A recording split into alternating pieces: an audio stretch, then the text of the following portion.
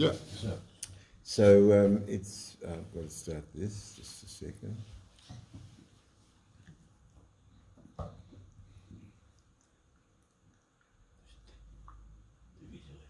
Yeah, so it's Parshat MIKEITZ, and it's about, I've got a bad cough, sorry.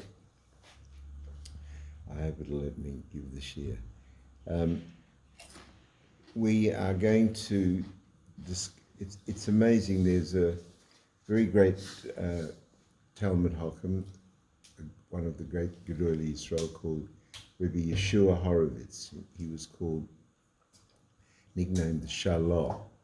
And the Shalah has this statement that everything that happens in Gashmias during the week is in the weekly Sidra.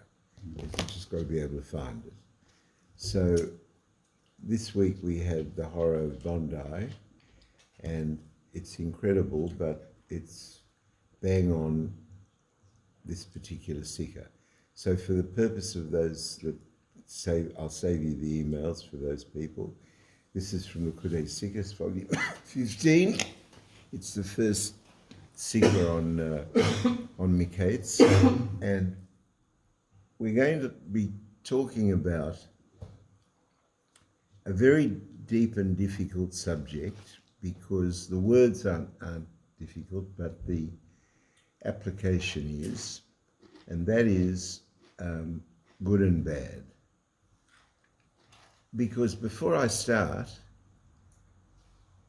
everybody here and everybody listening on the tape should be at the point, really, where we understand that there's a God, and God's creating the world every moment and recreating it every moment. And that entails control, and that means that control means that everything is being orchestrated by Hashem.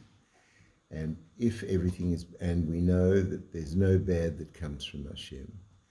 So we ought to get to the conclusion that everything is good, and since everything is good, how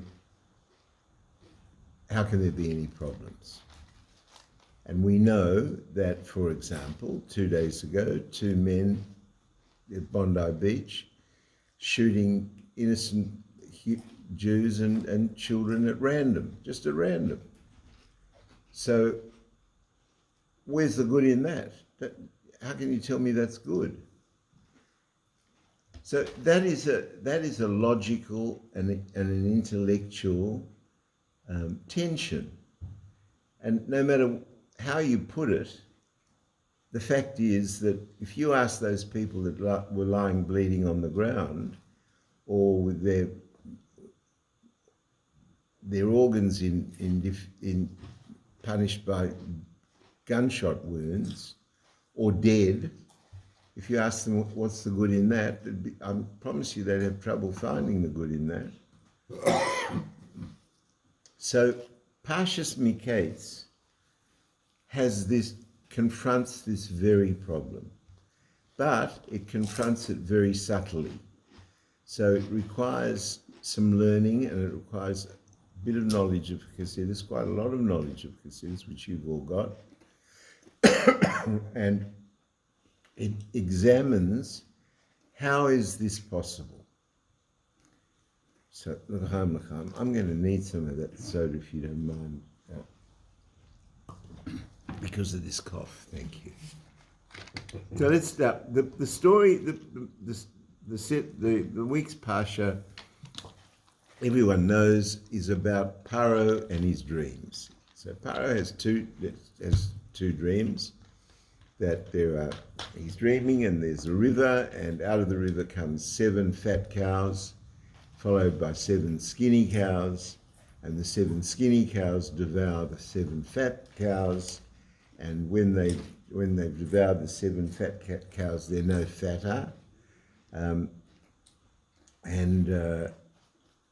the second dream is that there's 7 sheaves of corn, which were big and strong and juicy, and next to them comes out these 7 skinny, stringy, dirty looking ears of corn, which consume the healthy ears of corn, and that they don't get any better. And Paro's genius courtiers and interpreters and logicians couldn't satisfy Paro with an explanation for the dream.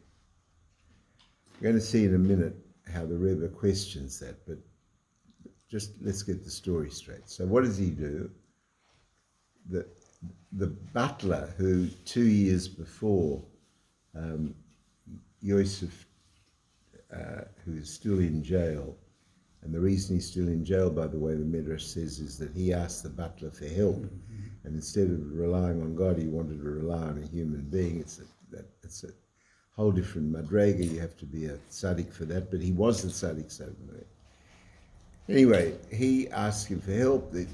As a result, he stayed in prison 2 years longer, and the butler, when he hears that Paro is having so much trouble with these two so-called difficult dreams, he says, look, I know a guy, he's in jail, he's a Jewish boy, and Anar, he calls it, Anar means a kid, a young kid, and he says, he interpreted the dreams properly. I'm the butler, but the baker, he interpreted his dream that he was going to be killed, and he was killed in 5 minutes, and you ought to get him. So the Chumash explains that they showered him and cleaned him up, cut his hair, gave him nice clothes to wear, and he went to meet Paro.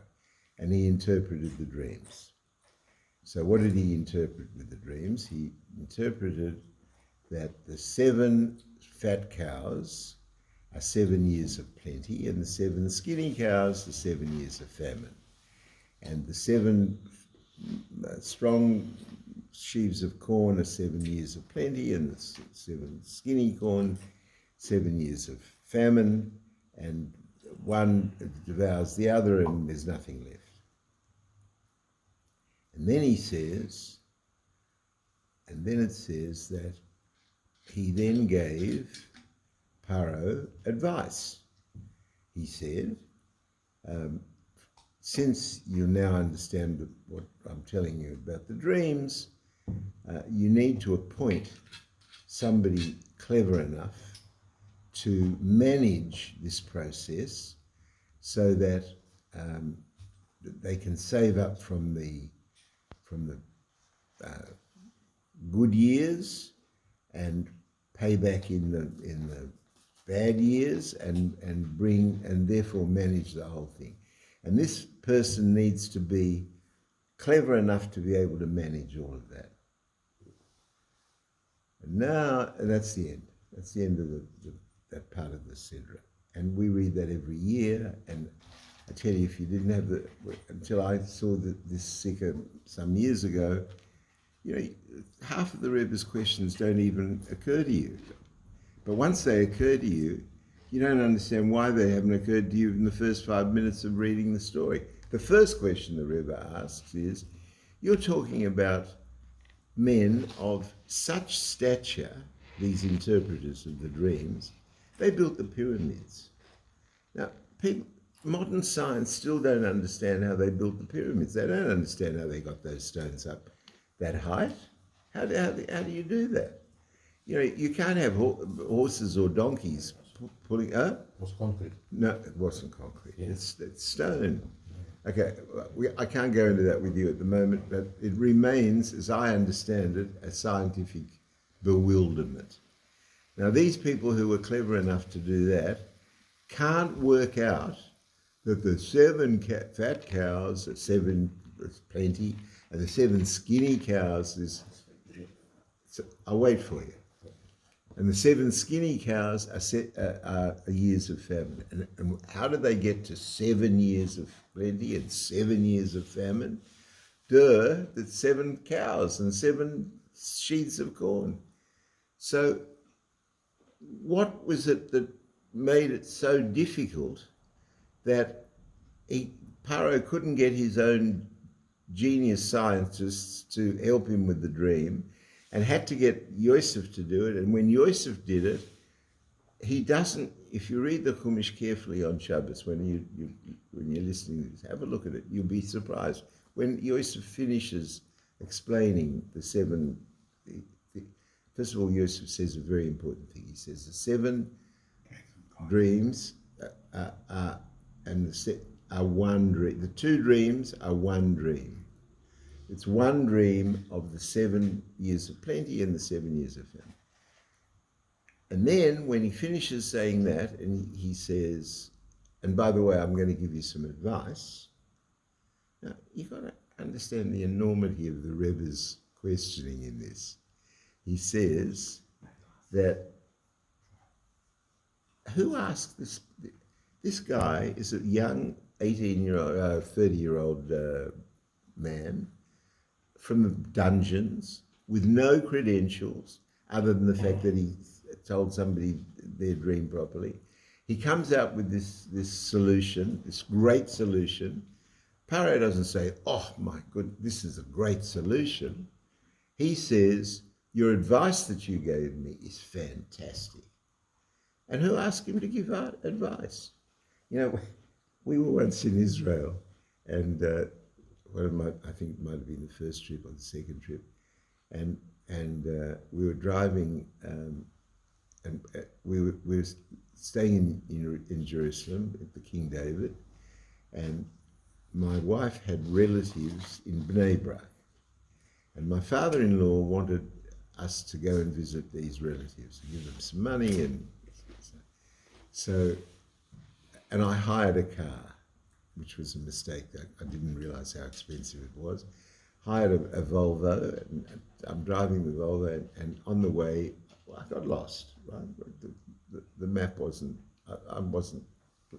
So I stopped at a service station, and I got out, and the guy could speak English, and I said, you know, can you tell me how to get to Bnei Brak? And another guy's filling up next to me, and he says, oh, so the guy at the station says you go this way and you take the first to the right and then the second to the left. And so the other guy filling up the car says, nah, you don't go like that at all. You go this way and that way and that way. And they start fighting.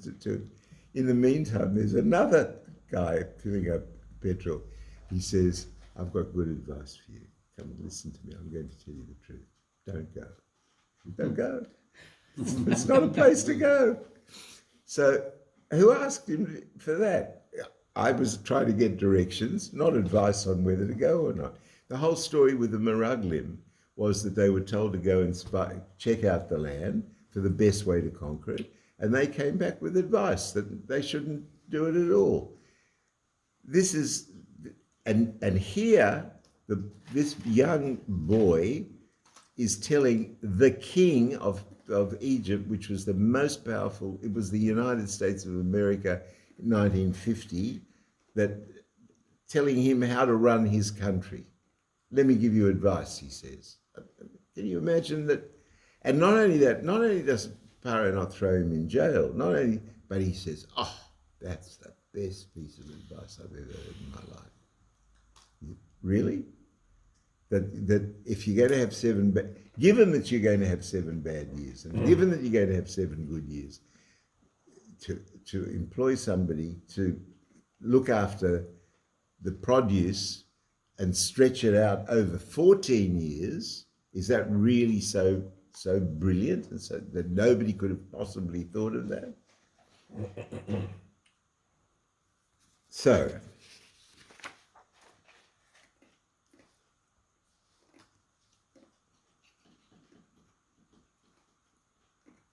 what bothered Paro so much, and that he couldn't get an answer from his advisors, was that if you think about the text of the dream, the 7 cows come out of the river, and they're followed by 7 skinny cows, and then the skinny cows eat up the fat cows. And Paro says, well, how can it be that the 7 skinny cows and the 7 fat cows are both there at the same time? Do you understand his objection? It's a very clever objection. If you're going to interpret a dream properly, then the dream's got to make sense. If the dream's got to make sense, if you're going to talk about the 7 fat cows and the 7 skinny cows, they can't be both there at the same time. And they're both there at the same time. So when the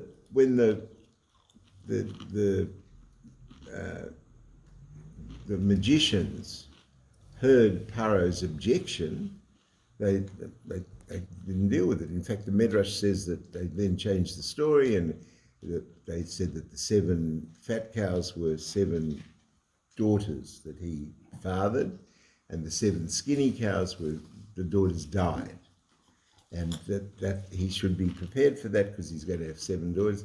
But of course, it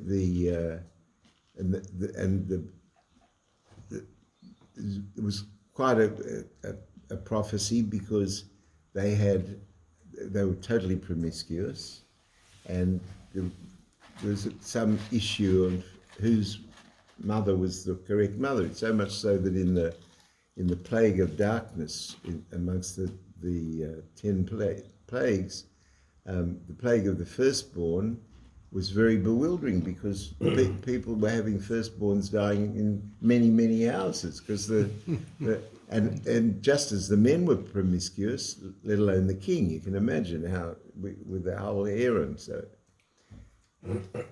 anyway, so going back to this, how could it be, says Paro, for them to both be there together?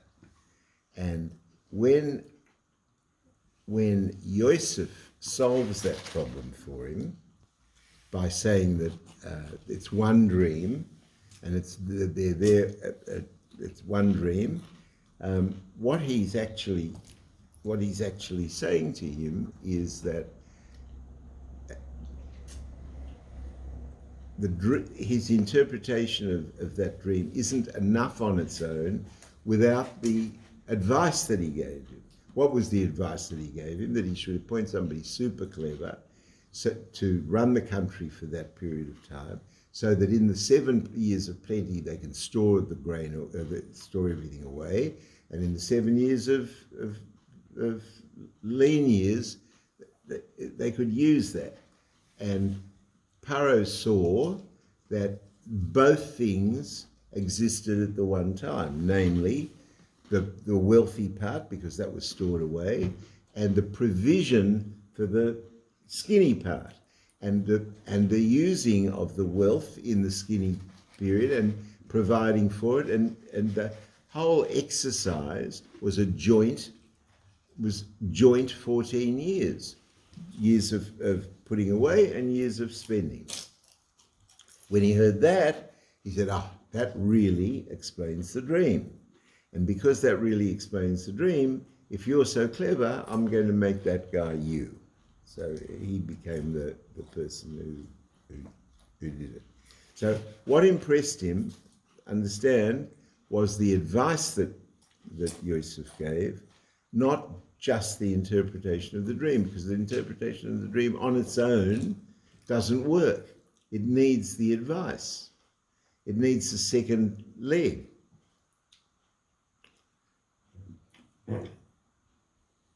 Now,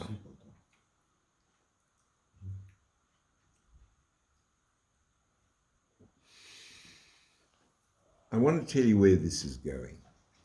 Where this is going is that we're going to have to talk about dreams in a minute, but we live in a world, our lives, your world, my world, is a world of opposites.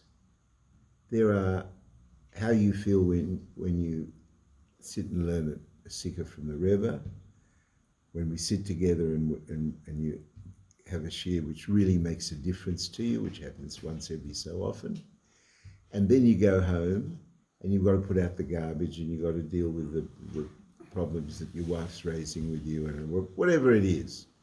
So we have this dichotomy, we have this constant dichotomy, and we have a consciousness in our lives that's rich and fulfilling. And we have a consciousness in our lives which is impoverished and hurts. And the genius to living is to be able to manage those two together. So that's where this sikh is going. It's in very much more complicated language than that, but I just want you to know where the goalposts are. So the next thing to understand, explains the Rebbe, is that this is all about dreams. Why is it about dreams? Why isn't it about a conversation or a logical deduction? So the Rebbe explains this, that with dreams have a unique property that is possible, not only possible, but usual, to be able to balance total opposites at the one time. And they often make no sense. I mean, I remember I had a good friend at school who became a psychiatrist, and he was explaining something about a dream to me once. We used to have lunch together in those days. And he said that he was describing a dream where he was trying to put on a paperback novel as a shirt. And of course, you smile and say, well, that's absolute rubbish. But that can be, you can have a dream and really be trying to put on a book as a shirt. There's no lack of logic to you. So the Rebbe explains that Paro's dream men, the magicians who interpreted the dreams, they interpreted the dreams with masholim, as allegories. So if you had 7 cows, they could be 7 daughters, and 7 sheaves of corn could be 7 daughters who died. They're moshels, they're examples. But we learn that when Yosef was interpreting dreams, and when dreams appear in Torah, they are not masholim, they're not examples of some scientific way of psychoanalysis or whatever it is. They are Ruach HaKodesh, that when a tzaddik interprets a dream, it's by Ruach HaKodesh, by divine inspiration. But didn't Joseph said that? I interpreted dreams. Yeah. He said. Yeah, Hashem told me what they are. So I'll give you an example. We have a dream, Sidra or two before. Yaakov had a ladder, right? And he went to sleep and he dreamt about a ladder, and the ladder had malachim, angels, going up and coming down. By the way, I'll tell you a very, very interesting, deep thing. The angels are going up and coming down, right? That's not what humanity does. Humanity has a Eurida, Aliyah. The human being goes down first, and then it can go up. And that people skip over that because you need a Rebbe to have. That's another sikha. I'm just telling you that the Rebbe points that out. So but when a tzaddik interprets a dream by Ruach HaKodesh, then the masholim are real. It's a real ladder. When Yaakov is dreaming of a ladder, the ladder doesn't symbolize a cow or a sheep or a dog or something else. The ladder is a ladder. And the malachim are malachim. And they're going up, not down, and down, not up. So when he interprets this dream of Paro's, Paro is conscious of the fact that both the good years and the bad years are one. Yosef says that both dreams are one. But we are talking about a compromise between two separate tensions, good and bad.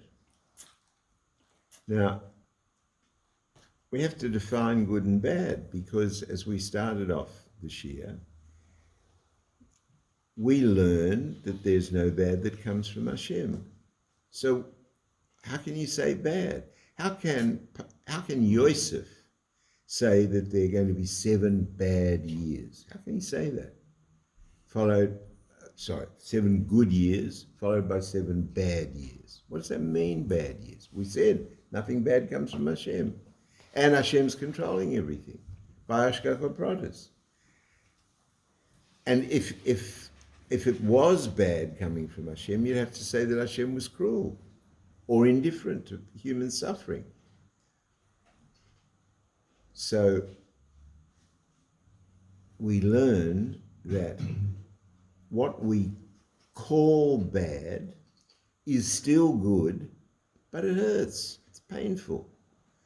And you can't minimize it. You can't go to somebody that's lying on the ground in Bondi 2 days ago, bleeding, or protecting his child from being shot. I mean, we had my kids here for dinner tonight, and because they're here from Melbourne, and the stories that we're hearing about, I mean, I don't want to use names while the tape's on, but one of the Rabbanim's children was looking after little kids, and she lay on top of the kids, and she's in hospital tonight because she got shot in the back. The bullet grazed her, Baruch Hashem, but for a while it was, the damage was very uncertain, and his father is in a terrible state. Anyway, so you can't minimize it and say, well, it isn't really bad. I mean, it just feels bad. It does feel bad. And yet we have at the same point of time the issue of where you stand. This is a question for every Jew. Where do you stand with this? Are you able to understand that the 7 good years and the 7 bad years are really all one? And they really are all good. Are there times when it hurts like hell? Yes, there are times that it hurts like hell. Why do those times happen? Well, we'll come to that in a minute.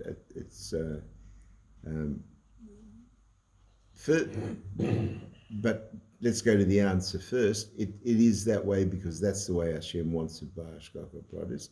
And since Hashem is doing it by Hashgacha Pratis, and he knows what he's doing, it will be for the best.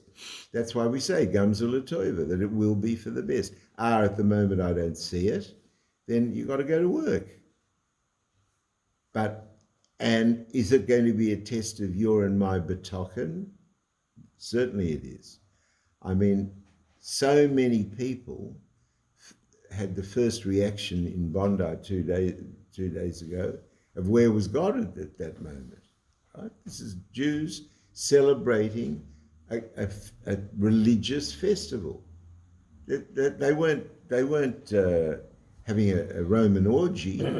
They were lighting candles for Hanukkah to bring more light into the world. So where was God then? Now, we have to learn that is not a question for us. That's not a question for us. We don't understand God. What we do understand is that God is all-powerful. He's bringing everything into existence every moment. That means that he's controlling everything. That means there's Hashgacha Pratis. That means he's allowing or causing those 2 gunmen to do what they're doing, and it's still good. And we don't understand that at the moment. Who says you've got to understand? Who says you have to? You know, this. I'm quoting to you a mashal that I heard first time nearly 60 years ago in Melbourne, where I was one of my first Farbrengens, and the man who was Farbrengen was a man called Rabbi Serebransky, and he was Farbrengen, and he said, you know, many people have a family dog, and they love the dog, and the dog loves them, and the dog knows that they provide for him, and if he's allowed, he sleeps on the parents on the owner's bed at the foot of the bed, and they love each other. But he said, show the dog your balance sheet. Does he understand your balance sheet? Right? He doesn't have the equipment. He doesn't have the equipment to understand your balance sheet.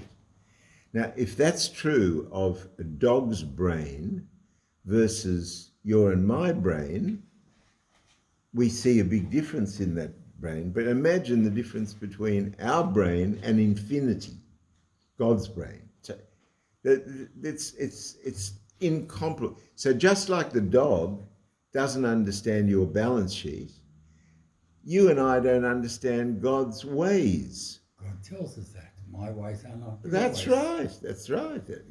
And so therefore, what the genius that Paro was able to discern in Yosef, which he didn't have from his magicians, was the ability to tolerate both the good years and the bad years simultaneously. And that's a huge ask on you and me. How do we know where it's not God's intervention? Sorry? How do we know it's not God's intervention? What? With Pharaoh's knowing, taking it. We don't know that either. But let's stick to the main pathway. The main pathway is to understand that what Yosef is telling him is that both things are one. The bad years and the good years, they're one period of time. And the question is, how do you manage it? That's the issue. And he says you need a genius for this. What does he mean, a genius for this? He means you need a person to learn.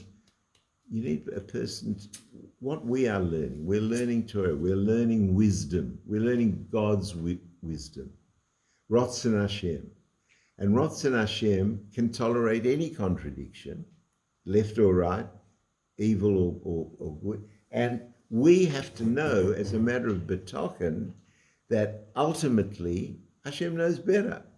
And what he's doing, which may be very, very painful at the moment, is for the best for the person even experiencing the pain. So one of the boys that were killed is a rabbi who I knew well. Said, Tzaddik, this guy is a 48-year-old tzaddik. And how do you and I know that he was so good that he didn't have to endure Olam Hazeh another day? And that was his reward. How do you know? How do you know that? How do you and I know that death is bad? We have many jokes. No one's come back and said it was any good. We all know all of those jokes. And it's our job to stay alive, God forbid to suicide. But if you think about it for a moment, if the whole of creation is purposeful and is such genius that I probably don't have time to tell you this, but Rabbi Philman showed me a recent scientific discovery. There are every person, every human being has, I think it's 26 pairs of chromosomes, no less, no more. I think the number is 26. And every person has that. There are trillions and trillions of cells, but in chromosomes, there are 26 pairs. Of the 26 pairs, 25 of them are identical. The 26th of those pairs, one is an XX chromosome and one is an XY chromosome. You know what I'm talking about, right? So the XX chromosome is going to, if it's fertilized, is going to be a woman, and the XY chromosome is a man. The man contributes the Y to the chromosome. The woman contributes 2 X's. So we have a pasuk we have a thing in the Talmud that says, they're talking about somebody davening for a boy or a girl, I can't remember now. And he's scolded because she's already pregnant. So how can you daven levatola for nothing? The gender's already determined, right? No, says the Talmud. Until 40 days, the gender can change. Right? That's the end of the Gemara. No explanation, no nothing. Rabbi Feldman shows me this thing from Scientific American or whatever it is, that what they've now discovered, that the addition of the Y chromosome from the man to the X chromosome of the woman is vulnerable. It's not, it can be pushed away by the X chromosome. It's funny how the number is 26. Yeah. And the X and Y is actually the Bechira Chofshit. Of what? The Bechira Chofshit. The Bechira of? The free will that you have. Okay. Yes or no? Yeah. So, and then the conclusion is they have discovered that this fluidity in the gender selection between the X and Y chromosome is for the first 40 days. Up till 40 days, the gender is fluid. How could, and the journal's screaming, how can the scientists how can the people have known, not the scientists, the Gemara have known that 2,500 years ago with no equipment, no understanding and no scientific... Superficial knowledge. What? How did they know? They knew by Ruach HaKodesh. They knew, actually, we have a much more concrete example of that. I'm trying to do this quickly, but it's relevant. You know, the Rebbe Rashab had somebody come in to see him, and had someone for lunch, for Suda.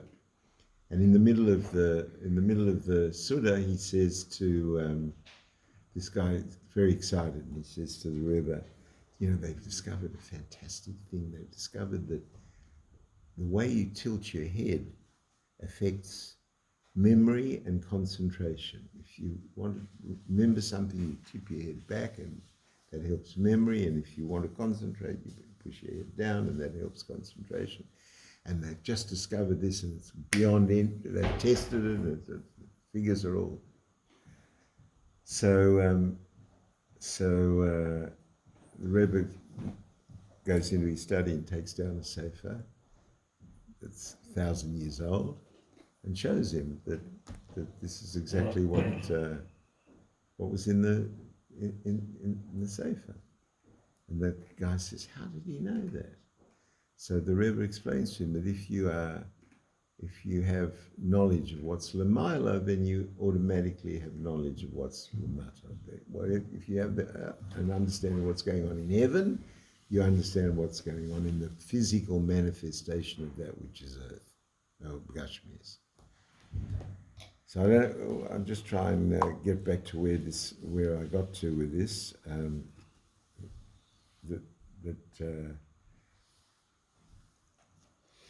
Good and bad, and the melding of the two, and the fact that we don't understand it. So what?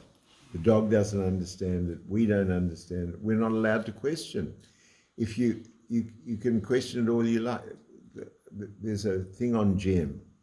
You know the Gem videos. The thing on Gem. This guy comes in front of the Rebbe, and he says, "I don't understand. There are I think at that time, 7 billion souls on this planet. Why would God have chosen 6 million to be these chosen people. 6 million out of 7 billion. You know what the Rebbe answers him? He says, none of your business. None of your business. There's certain things that are not our business. Our business is to understand Ratzon Hashem and do what he says. Live a life of a Jew, adding light, being a moral imperative from generation to generation. That's our job.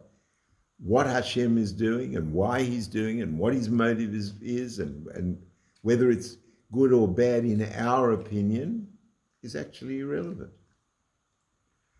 Now, why does, when the Rebbe gave us brachas, he gave us brachas for good, revealed, and obvious good. Why didn't he say, well, you could have, I'm giving you a bracha for bad because really it's good? Why? Because it's painful. We don't want pain. We don't like the pain. But we don't question that it's the best result because it's Hashem's result.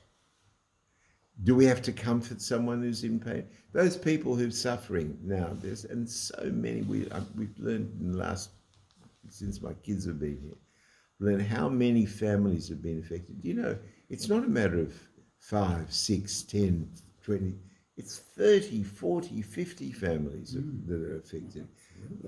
One, a little bit deeper.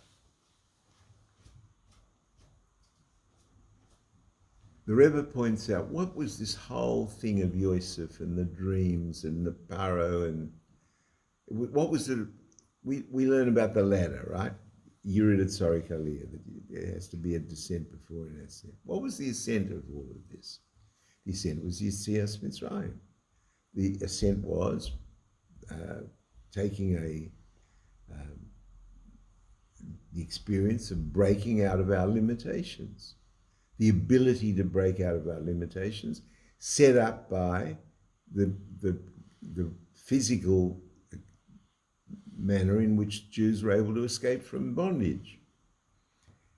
That is something which plays out every day in our lives. You have periods of time when you're in bondage from your Yetzer Hara or from your animal soul or from routine or from boredom or from sadness or from misery or from whatever it is. And there are times when you take hold of yourself and break out of that into thankfulness and happiness and joy and laughter and pride in your children or whatever it is that you do. And that ability comes about through the fact that first Yosef had to be imprisoned and then had the escape. The dreams were all part of the escape process. You and I, explains the Rebbe, have this process every day of our lives. You have imprisonment, you have relief, you have that which is hurting and that which is joyful, and you need to manage it. You need to run your life, but consciously, not just as a target, a victim that today, I hope I'm going to have a good day today. I'm terrified of having a bad day today. That's not managing anything. Managing is to appreciate the day, appreciate your health, appreciate your luck, appreciate your happiness, appreciate the good things in your life, and view the negative things as potential positives and work to be able to put them together. 7 years of plenty with the 7 years of skinny, so that you manage the skinny with the plenty. And that management of the skinny with the plenty is the genius of Yosef's advice to Paro. And Paro understood it. He got it. Did he do it? Probably not. Because he had different reasons for that. There's different things that I can tell you in one word. He pursued personal gratification at the cost of everything else. We learn that happiness for a Jew does not come from maximizing personal gratification. It comes from helping other people, for being a light to other people, for being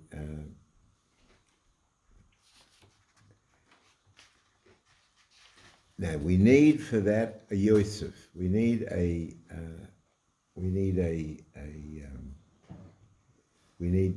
Rebbe who sets out what to do. That helps us. The Rebbe says, I'll give you an example, give you a simple example. The Rebbe taught us to say Chittas. Now Chittas is 3 bits of Torah. One is a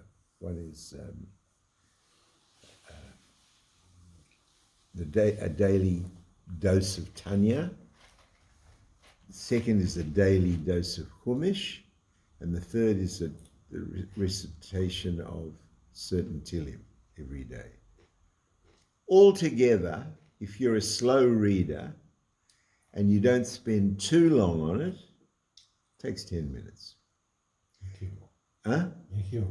And if you want to do it in more detail, 20 minutes. And the Rebbe said that everybody should do this, right?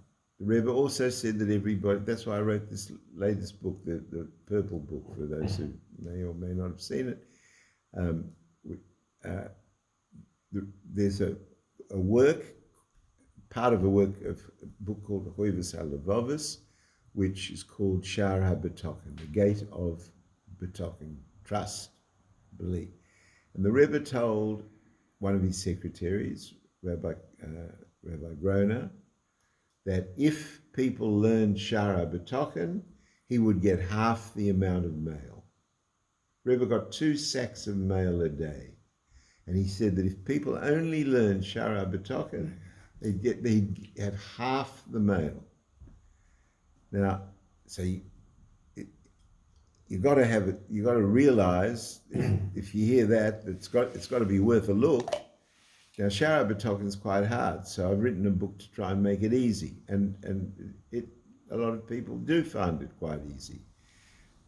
So I'm not recommending it to you because I make any money out of it. I don't. I give it the money to Chabad. But if you can, you should try and read it. Why? Why? Because we have a Yosef in our generation. And the Yosef is teaching us how to manage the good years with the bad years, the good with the bad, the plenty with the lack of the plenty. You need, for that you need guidance. You and I need guidance. So the Rebbe said, for example, to say Chittas every day. And once he explained it, he said, if you walk across, try and walk along an 8-lane highway, and you're going to get run over. Sooner or later, it's a numbers game. One of the cars are going to hit you. But if you're walking on the median strip, in the middle, the odds are the car won't hit you. If you want to live a life where you can get yourself onto the median strip and out of the main road, do Chittas every day. I promise you, says the Rebbe, it'll make a difference. In every generation, we have a Rebbe in every generation, and we learned from this week's Sedra that he gave this advice. The advice was a management advice, a management of the good and the bad, and that's what we need to take out of it, and that's how we need to live it. So,